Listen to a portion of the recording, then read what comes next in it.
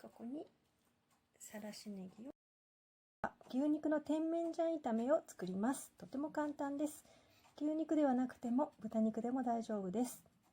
カルビ肉でも薄切りでも大丈夫です。それではここに甜麺醤にお砂糖、お酒、お醤油を混ぜてよく混ぜておきます。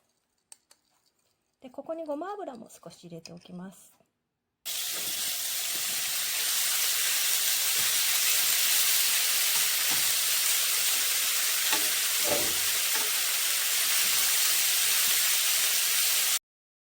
はい。牛肉が炒まったら先ほどのタレを絡めて出来上がりです。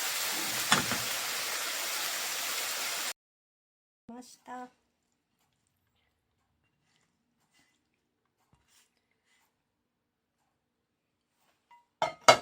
お箸がどこ行っちゃったかな。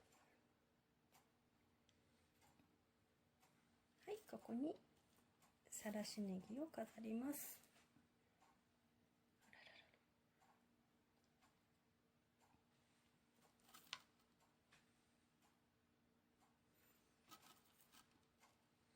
お丼にしても美味しいです。